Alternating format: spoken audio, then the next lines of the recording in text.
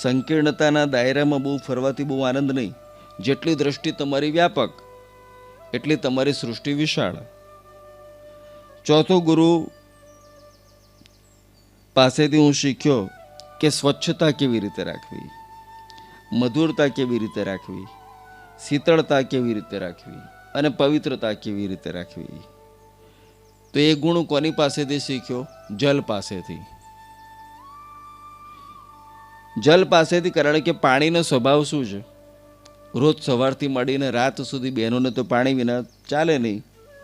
અને કપડાં ધોવા હોય તો કપડાં કોણ ધોઈ આપે? પાણી. ચોખા ધોવો તો ચોખા કોણ ધોઈ આપે?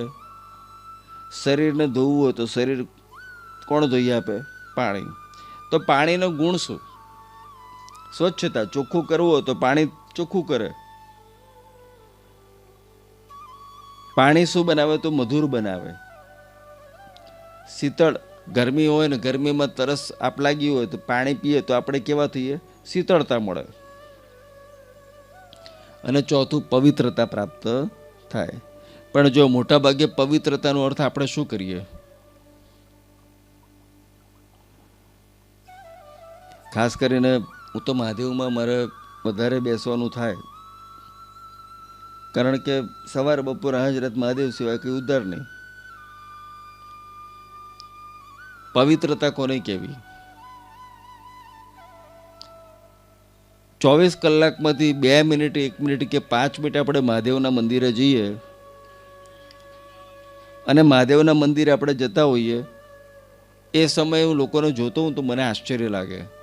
ચામડાના બૂટ સરસ મજાના પહેર્યા હોય, ચામડીનું પાકીટ હોય, ખભામાં મોબાઈલ હોય અને હાથમાં લોટો હોય, અને લોટાથી ચાલતા ચાલતા કે હું હા મારા મહાદેવ આવ્યો છું, બોલ ને કામ બોલ.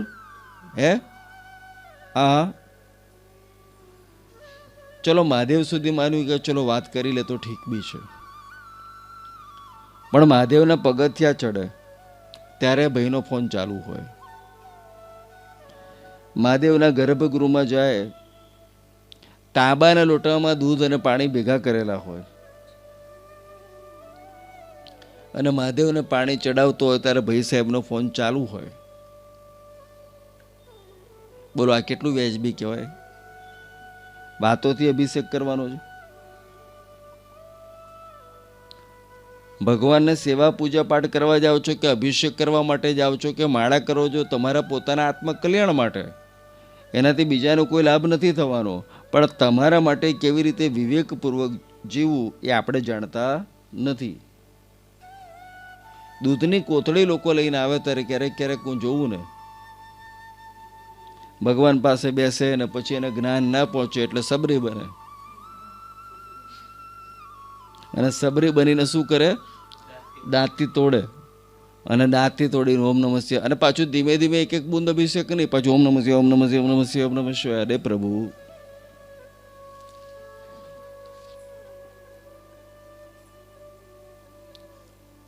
પવિત્રતા કેવી રીતે રાખવી?